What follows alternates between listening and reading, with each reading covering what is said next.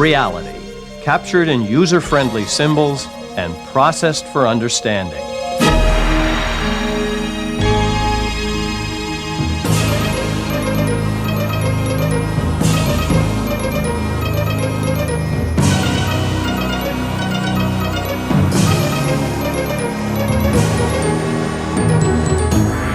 The Idea Channel.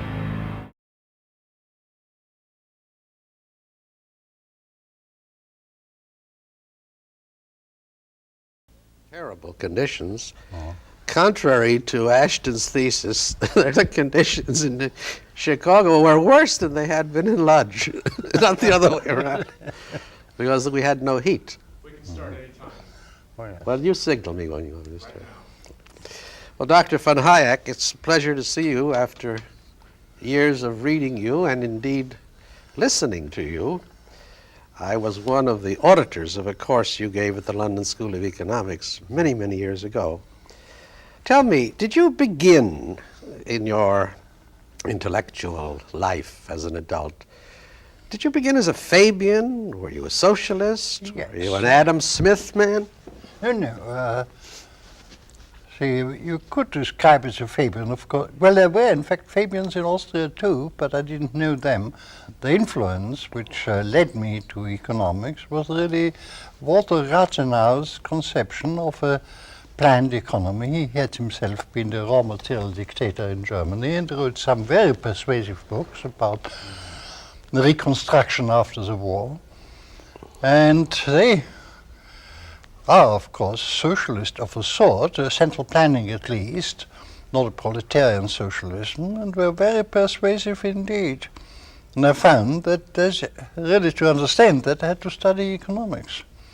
The first two books of economics, which I read while I was in the fighting in Italy, were so bad that I'm still surprised they didn't put me permanently off economics. But when I got back to Vienna, somebody put me on to Karl Menger, and that caught me definitely. Had you read the English economists, the classical economists? At that time, not. Adam Smith I read fairly early, but the only one. And in a German translation, you see. English is really the third foreign language I learned. It's now the only one I can speak. But I was tortured all my childhood being taught French, irregular verbs and nothing else, and consequently never learned to speak it really. I picked up Italian during the war in Italy. Well, sort of Italian, a Venetian dialect. I don't dare to speak. Very different from the rest of it. I don't dare to speak it in polite society. Quite so, quite so. And that gave me the confidence to take up English, and ultimately, of course, I really learned it when I was a young man. After my degree, went to the United States, and my first experience was American English in New York in 1923 and 24. I didn't know you'd come to the United States that early. It was before the time of the Rockefeller Foundation. It was my own risk and expense, and I arrived in New York in March 1923 with $25 in my pocket, with a series of letters of recommendation by Schumpeter, which each earned me a lunch and nothing else. Had you known Schumpeter in Vienna? Not really, but he was the one. He was a visiting professor at Columbia before the war. So when Mises and Wiese learned that I wanted to, they sent me to Schumpeter, who was then a chairman of that bank. He had just been Minister of Finance, and he was chairman. And he equipped me with a number of letters, ministerial size, which had to get a separate folder to carry them to America. And I delivered them all, so I met all the famous old economists, and they all were very kind to me, but did nothing. I'd gone over there for promise of a job by Jeremiah W. Jenks, the head trust specialist. Yes. But when I arrived, he was away on holiday, so I ran out of money. And I told that story already here. I then was greatly relieved that the very morning I was to start as a dishwasher in 6th Avenue restaurant. Telephone call came, Jenks had returned. He was willing to.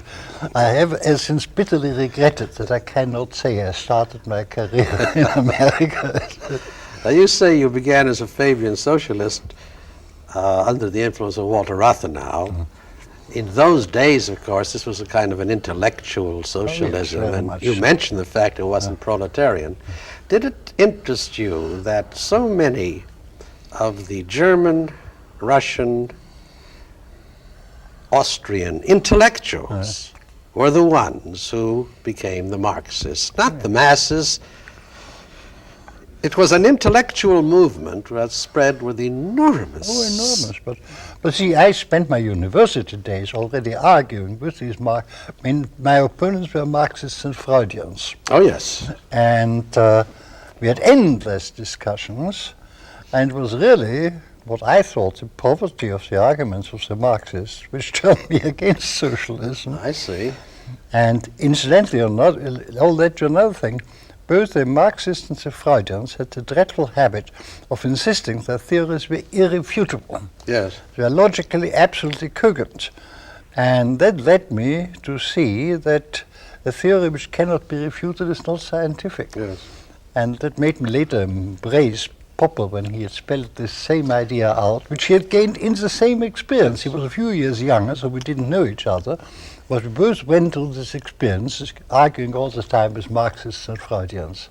And they were both ideologists of a very strong sort. Oh, very strong, and both all very good arguers. I mean, they're very anxious to discuss.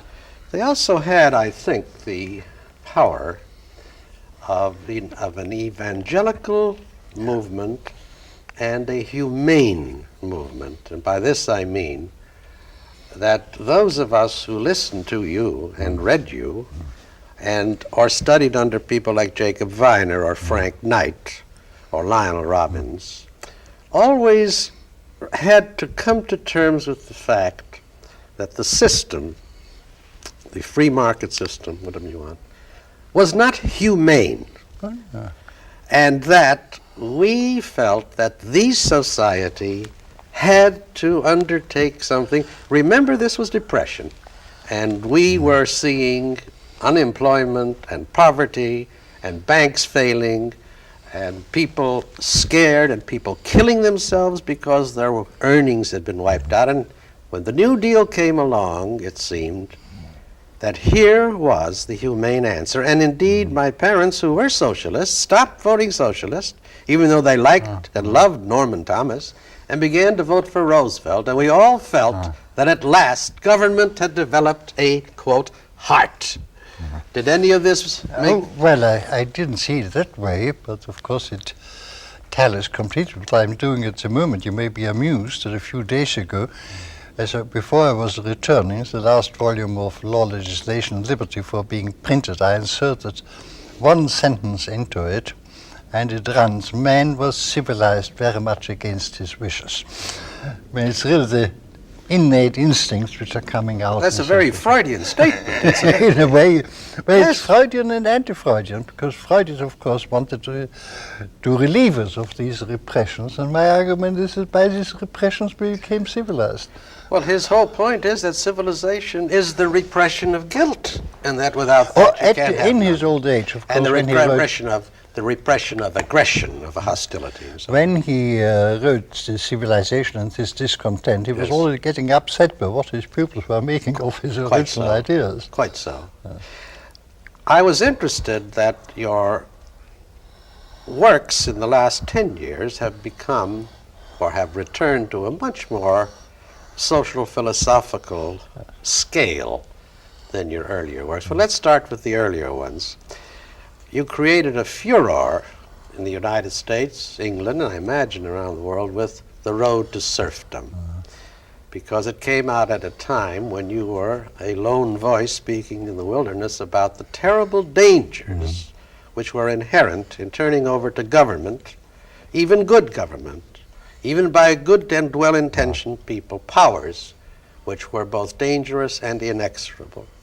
If you were to write that book over again, first, would you make any changes? And secondly, what would you call it? Well, I suppose I would still call it the same, although I was never quite happy with the title, which I really adopted for sound, because I The idea came from Tocqueville, who speaks about the road to servitude. Yes. And I would like to have chosen the title, but it doesn't sound well for a Yes. title. So I changed servitude into serfdom for merely phonetic reasons. Had it occurred to you since then that this was one reason that there was so much vicious response? Because the English and the Americans could not believe that they were in danger of becoming serfs. It But seemed see, unthinkable. There wasn't a vicious reaction in England. In fact, the English socialists, or most of them, had all themselves become a little apprehensive already. That by early? Time. Oh, yes. The book was received in England in the spirit in which I meant it to be understood as a serious argument. In fact, let me tell you one story. Barbara Wootton, who wrote one book against me, told me, you know, I had been on the point of writing a rather similar book, but you have now so overstated the case that I have to turn against you. She said you had overstated the case against socialism, and planning. the United States reception was completely different. I see. Of course, it came here at the height of the enthusiasm for the New Deal. Sure. All the intellectuals had just discovered their new great ideal, and the extent to which I was abused here, worst incidentally by men who had been my colleague at the London Herman School. Feiner. I think that's the most savage book I've ever read But by as an a comic intellectual. part, I think I can now tell you the story behind it. Herman Feiner had come to hate the London School of Economics, and in particular Harold Laski, because when he had come to the United States and war broke out, he asked for leave and extension of leave, and that was denied him, because he was needed for teaching. And he was so upset about this that he turned against the London School of Economics, and particularly Lasky. And then so happened that I was the first member of the London School of Economics on which he could release all his hatred of the place. So I had to suffer for Harold Lasky. I am horrified to hear you adopt so simple a psychological point of view. No, it was May I suggest contributory. another point? It takes a good deal of sophistication and poise to accept a system which is full of apparent paradoxes. The socialist system is very persuasive and very simple to explain to people. The government will take care of making sure that resources are sensibly, rationally distributed, Oh, sure. that people will get what they deserve, there will be no unemployment, there will be no war, there will be no depression. The system that you have described, and that actually is in the great tradition of economics, is one which demands a very high degree of equilibrium in the presence not only of complexity, but of apparent indifference to human happiness. That is, profits are wicked and cruel. Workers are exploited. Imperialism, the search for profits brings war. And the evidence seems visible. What I'm trying to suggest is that people like Feiner and many political scientists and sociologists were reacting to what they believed or felt threatened by as an intellectual performance of great complexity which, quote, ignored the human problems of the time. Is this You correct? know, we're coming up to what I'm doing at the moment. In fact, what I'm writing at the moment is called the reactionary character of the socialist conception. My argument there is essentially that our instincts were all formed in the small face-to-face society where we were taught and our instincts formed to serve visible needs of other people. Now, the big society was built up by our obeying signals which enabled us to serve unknown persons and to use unknown resources for that purpose. It became a purely abstract thing. Now, our instinct still is we want to see whom we do good, and we want to join with our immediate fellows in serving common purposes. Now, both these things are incompatible with the Great Society. The Great Society became possible instead of aiming at known needs of known people to be guided by the abstract signals of prices and no longer working for the same purposes with your friends, but following your own purposes. Both things are, according to our instincts, still very bad. And this bad things which have built up the modern society. May I ask you to comment on the fact that it isn't the instinct, because we have been raised that way, and I don't think that instincts vary very much according to how you're raised, except in intensity, but that the fact that the need of people to have some kind of religious structure, now you can qualify the word religion, some scale of what is good and what is evil, Yes, yes. some scale of what is worth and not worth living for. Our Judeo-Christian tradition tells us, love thy neighbor. Am I my brother's keeper? And as you very shrewdly pointed out, we start with family as a little society in which we take care of each other, and the mother gives food from her plate to the child, or says to the child, now don't be greedy, give a little to so-and-so. Just because you're older and stronger does not mean that you have a right to it. And the whole structure of a religiously supported and religiously cemented social system is involved when you come to deal with... Oh, exactly. But it's very characteristic that it refers to the neighbor, the known fellow man. Yeah. And our society is built on the fact that we serve people whom we do not know. Roosevelt was shrewd enough to say to Latin America, we shall be your good neighbors. Yes. We want to be good neighbors. Yes. He didn't realize he was confirming Hayek. But how do you respond to this? Do you find that in societies which have a different religious structure or a different ethos, that it is permissible to run the society without such values? Or that power is and of itself sufficient? Well, that's a very long story. I almost hesitate to talk about it. After all, we had succeeded.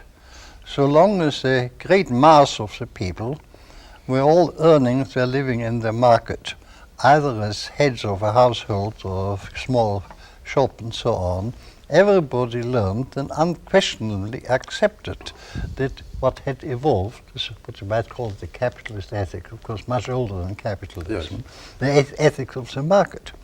It's only with the growth of the large organizations an ever-increasing part of the population no longer is brought up in that ethic. And at the same time, as it no longer learned the traditional ethics of the market, the philosophers were suddenly telling them, oh, you must not accept any ethical rules which are not rationally justifiable. And these two different effects, no longer learning the traditional ethics and actually being told by the philosophers, it's all nonsense, you ought not to accept any rules which you do not see have a visible purpose, led to the present situation, which only is 150 years, and the beginning of it is 150 years ago. Before that, there was never any serious revolt against the market society because every farmer knew he had to sell his grain. Do you think that Marx, who was not alone and who, after all, had his own predecessors, first of all, his misreading of history was always to me so astonishing, even when I first read him, when he suggests, in effect, that all wars are carried on for purposes of profit as part of the profit-making system. And all you had to do is pick up a map of the world and look at the ferocity and the horrors of wars in the East, say, or in Africa, or a history book on the religious wars, which were very, very much worse, and so on. It is interesting that he captured, and that his disciples then captured, a kind of an umbrella. All of our troubles. They did not distinguish society from a capitalist society. They did not distinguish the group from a capitalist group. They found a convenient way of saying to people, the reason you are miserable or inadequate or short or weak is because this system has been so unjust. And this appeal then, not so much to the Germans as to the Russians, was then implemented by, to me, one of the great tragic disasters of the human race, Lenin, who taught Hitler. Oh, I'm sure. Yes, you're perfectly right. Well, you see, I think the intellectual history of all this is frightfully complex. because this idea of necessary laws of historical development appeared at the same time in Hegel and Kant. And you had two philosophical traditions, Hegelian idealism and French positivism, really aiming at a science which was supposed to discover necessary laws of historical development, which is called purely pseudoscience for many reasons. But it caught the imagination. And not only the imagination, it pleased certain traditional feelings and emotions. I mean, as you said before, once you put it out, the market society does not satisfy our instincts. And once people became aware of this and were not from childhood taught that these rules of the market are essential, because they revolted against it. The interesting thing is the unawareness that people can have about the impersonal consequences of a system. My own intellectual history was enormously affected by the book that you edited, in which you have a chapter, Capitalism and the Historians. Right. Now that's a remarkable book because in effect what it says is that all that my generation had been taught about the horrors of the Industrial Revolution, based almost entirely on the work of the Hammonds, yes. that this was a terribly incorrect and a terribly superficial statement, and that I think it was Ashton who points out that of course if you went into the slums of London and saw the poverty there, you thought these people were poorly off, but they thought they were very well off. And he quotes the letters of the clergymen who would come to visit London and say, I just saw the Jenkins, isn't it marvelous? Only last year they were starving in the ditches and sleeping in the barns and had no shoes. Their children now are shod and go to school, and so on and so on. Well, I've long believed that misery becoming visible, not appearing for the first time, but being drawn to the attention of the urban population was really the cause, even of an improvement of the status of the poorest class. But so long as they lived... it improved the status of the privileged classes? It improved, but see, that the people who lived so miserably in town were really had been drawn to the town because they were so much better off than they had been before. Yes. You mentioned this book which I edited, again, as in the former instance of the one on collectivist economic planning, it was that I found the general public just did not know of most important work which was being done by the historian. In this case, it was not only Ashton, but Hutt's. That's right. Hutt's study of the early industrialization and the misrepresentation by certain, in fact, partly parliamentary commissions in inquiring into the state of the poor, which for purely political reasons had distorted the real facts. Have you ever run across a book by a young Cambridge graduate called Prelude to Imperialism? I've only seen the title, no, I don't know the book. That's an extraordinary book because it's in the tradition of Ashton and Hutt. But what he did was to examine the letters of the Christian missionaries who went to Africa, the letters back to their societies. And what emerges is as startling a transformation of our impressions of what went on in Africa as the one dealing with the Industrial Revolution. The most exploited group in Africa were the wives of the missionaries. They worked much harder than the natives because they had to teach them their own language and make a vocabulary and sing the psalms, but raise the vegetables and be the nurses and the doctors and settle the quarrels. I can quite believe it, never occurred to me. But the book is full of extraordinary examples of what I like to say are the non-visible and much more significant consequences. For example, if you were to take 90% of the graduating students of the colleges of the United States and ask them what a bank or a banker does, what percentage do you think would answer to your satisfaction. Hardly any. Yet they have all been exposed to banks, bankers, economics, and professors. How many of them would know what an executive does? Well, that is extraordinarily difficult to explain, you know. That I know from my own experience. In the business school are doing quite a good job, but the economic students know nothing about it.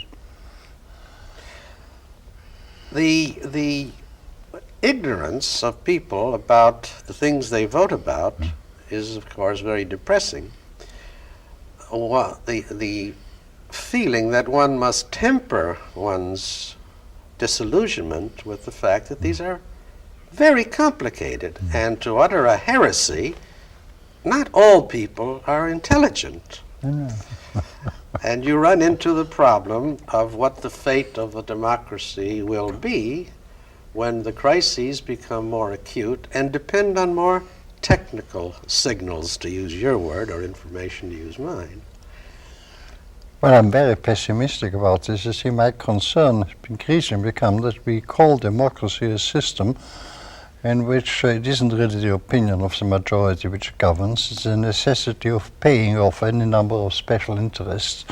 And unless we change the organization of our democratic system, democracy will I believe in democracy as a system of peaceful change of government. But that's all, its whole advantage, there's no other. It just makes it possible to get rid of a government we dislike. But the omnipotent democracy which we have is not going to last long. And what I fear is people will be so disgusted with democracy that even they will abandon its good features. And if you had magical powers and were to set about restructuring the system, a friend of mine, in making a witticism, prompted me to retort by saying, that's a good rule. Let's pass a law that for every law that Congress passes, it must simultaneously repeal 20 others. 20 others, yes. Okay. At least 20? But what would you do? Well, in the long run, the only chance is to alter our constitutional structure and have no omnipotent single representative assembly, but divides the powers on the traditional idea of a separation of powers, have one which is confined to true legislation in the sense of general rules of conduct, and the other governmental assembly being under the laws laid down by the first unable to discriminate, the second in consequence being unable to take any coercive action except to enforce general laws. Because the present system, I believe Schumpeter is right in the sense that while socialism can never satisfy what people expect, our present political structure inevitably drives us into socialism, even if people do not want it in the majority. And that can only be prevented by altering the structure of our democratic, so-called democratic system. But this is not necessarily a very, very slow process, and I don't think that an effort towards reform will come in time. So I rather fear that we shall have a return to some sort of dictatorial democracy, I would say, where democracy merely serves to authorize the action of a dictator, and the system is going to break down. It will be a very long period before a real democracy can re-emerge. 2 points, if I may. The Schumpeter book, I assume you mean Socialism, Capitalism, Democracy, which was to be a stupendous piece of work, makes the horrifying point that capitalism will be destroyed because of its successes. In a way, it's true. Would you comment on that? Well, the capitalism has, of course, raised expectations which it cannot fulfill. And unless we take from government the powers to meet the demands of particular groups which are raised by its success, I think it will destroy itself. But I mean, it applies both to capitalism and democracy. Does it strike you as ironic that perhaps the most influential group in terms of political leverage is not the business group or the capitalist group in the United States at all, but the unions. Oh, no. See, my main interest is England. You cannot Well, be unaware of this. I hope that we're in better shape than England, and please, I don't want anyone to In that respect, misunderstand me you're on still a unions. little behind the English development, but I used to say, when I knew the States better than I do now, that in America, fortunately, the unions are just a capitalist racket. But it's no longer true. Unions are part of the establishment of the United States. Well, so they are in England, much more so. But they did believe basically in capitalism. But I fear this is changing. In the United States, certainly, the unions have been much more flexible and less doctrinaire. Yes. And it would seem to me that no matter how one read history, in a free society, it's impossible to prevent people from meeting out of a feeling of their joint interests in order to... Oh, I have no objection against unions as such. Exactly. I'm for freedom of, what is classical phrase, freedom of association, of course, but no right to use power to force other people to join it, to keep other people out. It's a privileges which have been granted to unions, in America only by the judicature, in England by law 70 years ago, that they can use force to prevent people doing the work they like, which is the crux, the dangerous aspect of it. And while I think unions are fully justified, well, in fact I should support freedom of association. Yeah. Freedom of association means free to join and not to join. Freedom of non-association. Yes. Yes. The one interesting fact about this is that the Communist Party tried to infiltrate the unions of the United States in the early 30s and the late 20s, and were quite savagely and quite successfully, and I think quite intelligently, kept out of the leadership. Yeah. This was to a much lesser degree true in England, where they don't call themselves communists, they say they're Marxists. No, but they do want to destroy the present capitalist system. And the stewards, or what we would call the foremen, are surprisingly candid about that in the responses in the polls, for instance. A friend of ours, Mark Abrams, who was also at the London School, did a poll in which he asked a group of stewards at one of the large factories, I think it was Leyland's, which was in very serious trouble, was really bankrupt and was being held up by the government. He said, but if your demands are met, don't you realize it will wreck the company and that will wreck the industry? He said, but that's exactly what we want. I don't think you would find an American labor leader who's responsible who would say that or certainly feel that. Wouldn't admit it. Pardon? I certainly wouldn't admit it. No, I have the feeling you wouldn't have it anyway. I mean, probably, yes, you're probably right. That's why I said, to a degree, that the experience in England, to which I have returned often as a country I love, the depth of the class distinction, which is just beginning to disappear, has created degrees of bitterness which I've never found in the United States. There is a hatred. See, my impression of England may be wrong in the sense that I only really know the South. And all you're speaking about is the north of England, where I think this feeling prevails. But if we live in London, and now my relations are mainly to the southwest of England, where my children live, Yes. I don't find any of this sharp, resented class. When the curious thing is that in the countryside of southwest England, the class distinctions are very sharp, but they're not resented. They're still accepted as part of the natural order. That is so. And one puzzles about that, but as in all of these social things, you can make certain guesses. Are you impressed as you get older, as I get older, by the unbelievable intensity with which people maintain their beliefs and the difficulty of getting people to change their mind in the face of the most extraordinarily powerful evidence. Well, one has to be if one has preached, I think, for 50 years without succeeding in persuading people. You mean you still are the voice of the wilderness? Well, Well, you can no, hardly no. say that. No, you see, I now in the habit of saying that while when I was young, only the very old people believed in the sort of libertarian principles in which I believe, and while I was in my middle age, nobody else did. I was the only one. I've now lived long enough to have the great pleasure of seeing things reviving amongst the younger generation, the people in their 20s and early 30s.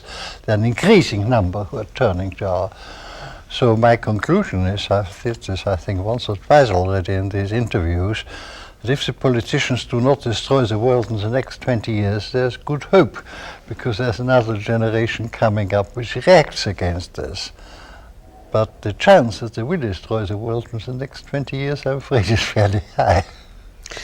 The difficulty of contending with government power when even the press is dominantly committed to the faith or the ideology that you think wrong only increases the difficulties of the problem. That is, we do have a very, very free press, a free radio, and a free television. But the system which has produced the people who do the writing and the thinking and the talking and so on is such that your hope for a rise of the libertarians, let us call it, seems to me to be a faint one, given the opposition. Well, I'm not so pessimistic as I used to be on this subject as a result of recent experience. And see, it has long been a puzzle to me why what one commonly calls the intellectuals, by which I don't mean the original thinkers, but what I've once called the second-hand dealers in ideas, were so overwhelmingly on the left. And there, of course, part sufficient explanation by a whole generation influenced by this has grown up. And I've long been convinced that unless we convince this class, which makes public opinion, there's no hope. But it does seem now to begin to operate. I mean, there is now a reaction taking place in that very same class. Meanwhile, even 10 years ago, there was hardly a respectable journal, either newspaper or periodical, to be found, which was not more or less on the left. That is changing now. And I seriously believe that this sort of thing in 20 or 30 years' time may have changed public opinion. The question is whether we have so much time. When you think of the likelihood of a recession, which most economists say will happen, whether we're in it now or will happen in the beginning of '79, you think of the human responses to that recession. You think of the man and his wife and 3 children, and he's thrown out of work, and there isn't a job anywhere except 500 miles away, and it's in a different business and so on. Will you not have a revival then of feeling that the system has let them down? The system has failed, that again we are having unemployment, again we are having inequity. There will certainly be a reaction of this sort, but I rather hope that for the idea of the system, government will be substituted. I think people are beginning to see that the government is doing a great deal of harm. And this myth of the system, which is responsible for everything, can be exploded, and I think is gradually being weakened. I may be over-optimistic on this, but I believe government is now destroying its reputation by inflation. Isn't that because inflation is the easiest way in which to meet the demands of the vested interest group? At the same time, people do see that this is a constant concession to the expediency of the moment at the price of destroying the whole system. Are you a complete monetarist? in the sense that I'm absolutely convinced that inflation is done by government. Nobody else By can do printing of anything money. about it, yes. That I have no doubt. I believe Milton does oversimplify a little. Milton Friedman, I should say, Yes. for the listeners, yes. Yes. By concentrating too much on the statistical magnitude relation between the total quantity of money and the price level, I think isn't quite as simple as Yes, this. yes. But for all practical purposes, we are really, I mean, our differences are fine Yeah. points of abstruse theory, Okay. and but for practical purpose, we're wholly on the same side. The inflation, the political uses of inflation are so attractive and so powerful. But as you say, people begin to realize that they're being gulled, that they're being cheated. That sure, they get $10 a week more, but look at how much more they pay in Social Security withholding and how much more they pay. Two things that astound me that parallel with the growing awareness about what inflation does, there has not been a growing awareness about the appalling shabbiness of official figures on almost everything. That is, the figures on inflation itself are outrageously underestimated. The figures on unemployment, on the other hand, are blown up with an incredible... Unemployment is overestimated because they ask a person if he's employed or unemployed, and the person says he's unemployed. And that includes many housewives who don't want a job or don't care about the job. But it's morally more justifiable to say, oh, I've been trying to get a job, than to say, who wants to work? But it's surprising to me that the figures on both of these very significant indices are continually being put out. The president has regular press conferences, every member of the cabinet, and no one says, tell us, how did you get these figures? And how much faith do you put in them? And can we believe them? Well, the thing is being... You read the Wall Street Journal? Oh, yes. There you get all the facts very clearly put, and there is no effect. When you were talking about the growth of new voices, the Wall Street Journal has become a national newspaper in a way that it wasn't, was thought of as a trade journal. I often think that just as you might have chosen a different name for the road to serfdom, they would be better off if it wasn't the Wall Street Journal, because to the Midwest that already means bankers Of and course, yes. so on. But also the rise of a magazine like The Public Interest, Yes. which has become influential far beyond its circulation and in the intellectual community. I was interested that one of your fellow Nobel laureates, who I think would be classed as a liberal, is Paul Samuelson. Yes. In a column several years ago, I was quite startled because he raised the question as to whether imperialism really pays. He had been reading people like Hutt, I suspect, and Jukes, I suspect, and possibly Cairns.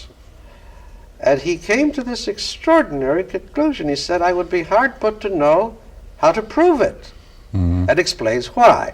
And says, on balance, it would be very hard to say. He said, this is not to say that, of course, some Englishmen profited, but that on balance, whether the total input, as compared to where it might have gone, that this necessarily represented English interests as against Indian. He said, I couldn't try to make that case. And what he in effect says was, we really can no longer continue to hold that position, which was one of the great props, I think, of the socialist movement.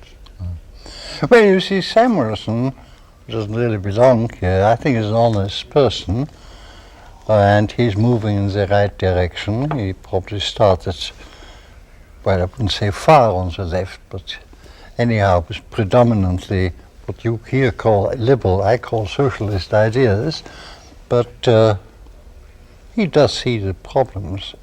There are others who don't, even Nobel laureates. Well, you were a co-laureate with a man who probably didn't agree at all with you, am I right? Well, Murdoch, for Gunnar instance, the one Myrdal, whom I shared the press. But he's not really an economist, is he? Oh, I always yes. thought of him as a sociologist because of his work on the American Negro. He started exactly the same sort of problems I did Is that right?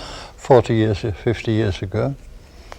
Which of the Englishmen do you feel, the English economists, are beginning to follow the pattern of re-examining the, what you call socialist, what I would call liberal tradition? Well, there's no, amongst the young people, no single very eminent person, but the work being done by the Institute of Economic Affairs in London is, of course, absolutely first class. And they are so very good because they're taking up particular problems and illustrating and point after point how the thing, present system doesn't work. I think they have gradually achieved a position of very great influence indeed. And that is really the main source of resistance. It creates a coherent body of opinion, which is probably more important than any of the periodicals or newspapers in England do. You had said earlier that with Schumpeter you agreed that one of the problems of the free market or the free society is that the economic base thereof, capitalism, arouses expectations it cannot fulfill. I wish you would comment on the passion or the drive or the delusion or whatever you want to call it, but the power of the movement for equality. Well, it's, I think, basically a confusion. The idea of equality before the law is the essential basis of a civilized society. But equality of law before the law is not compatible with trying to make people equal. In order to make people who are inevitably and fortunately very different in thousands of respects, to make them equal, you have to treat them differently. So between these two conceptions of equality is an irreconcilable conflict. Material equality requires political discrimination and ultimately really a sort of dictatorial government in which people are told what they must do. I think the egalitarianism, well, I would even go further. Our whole morals are being based on our esteeming people differently according to how they behave. And the modern kind of egalitarianism is destructive of all moral conceptions which we have had.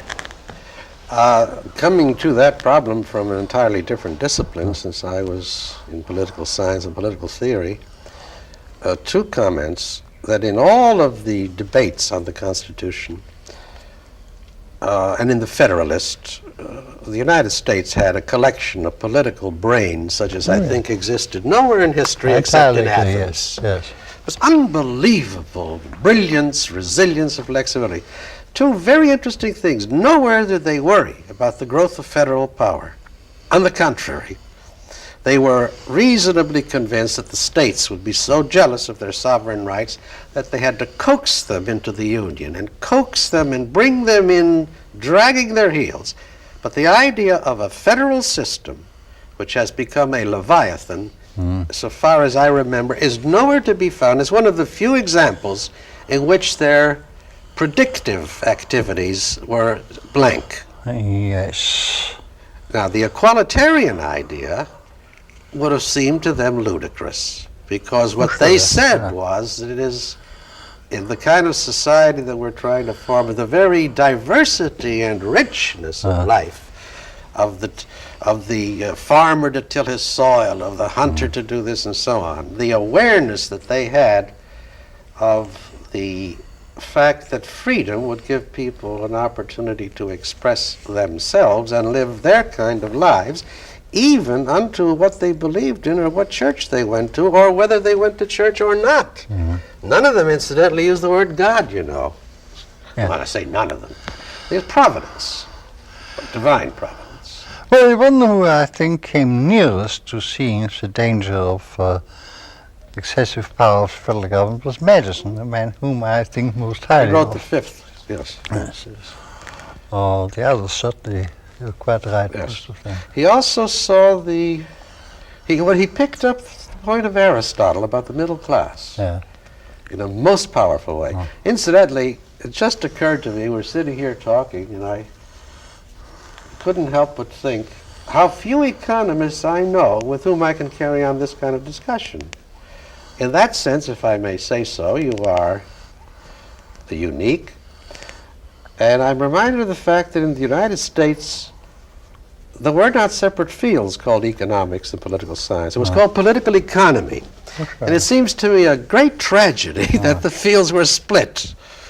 I agree, and I even more regret that there's a complete split between economics and law.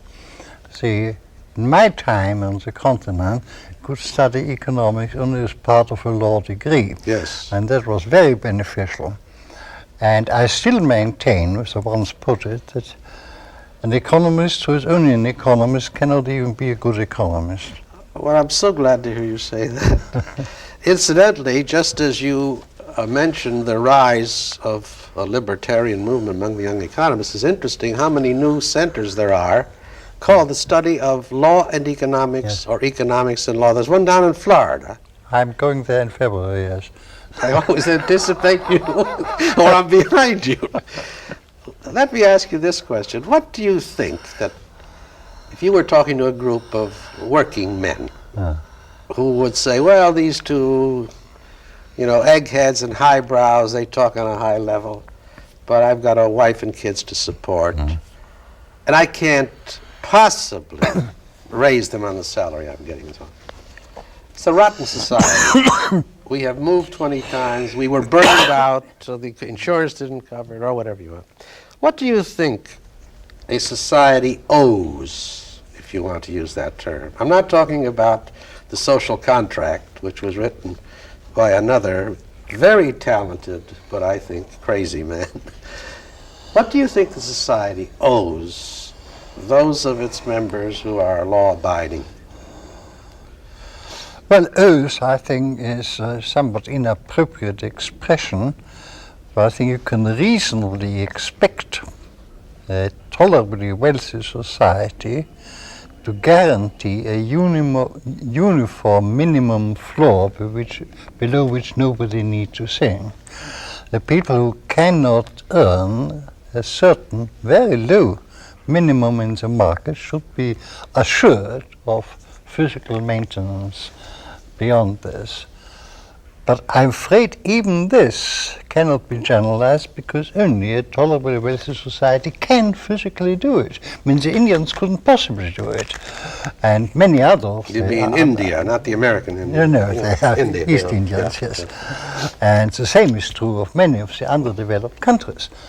But once you have reached a certain level of wealth, I think it's a common interest of all citizens to be assured that if their widows or their children, by some circumstances, became unable to support themselves, they would be assured of a certain very low minimum, which on current standards would be miserable, but still secure them against extreme deprivations. But beyond that, I don't think we can do anything. Do you say we can't do it because we really don't have the resources or the GNP? We would destroy the motives which keep our system going. Yeah. Now, if people who were getting this minimum income, I should hasten to add, I'm sure you do not mean the minimum wage, which is a different animal. No, contrary. But if people could supplement that income by part-time work, handyman work, and so on, that's all right. I wouldn't object to that. you wouldn't deduct that.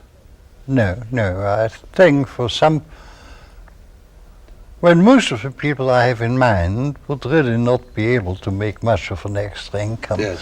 But if some widow who had to live on that small minimum income did take in some washing in addition, I just would not notice it. Yeah. Well, you would certainly agree that I said, what does the society owe?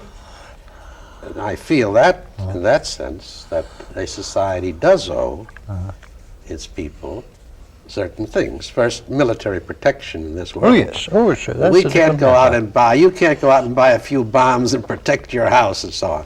Oh, We entirely. owe, the society owes, and the legislators and the people who have been elected freely, That's what we formed the society for. Exactly. To get this protection. exactly. And we don't want to be eaten by the nearby cannibals, whatever name they may have. Yes. Incidentally, you were surprisingly lenient, it seemed to me, on the Soviet Union in your early And the writings. Russian serfdom. Yes. Well, you forget that it was our ally in war at the time I wrote and published it. Well, what year did you come out? 44. Well, this was just shortly after the execution of Ehrlich and Alter and the cutting forest and all of that. No, I'm not criticizing We didn't you. know about these things yet.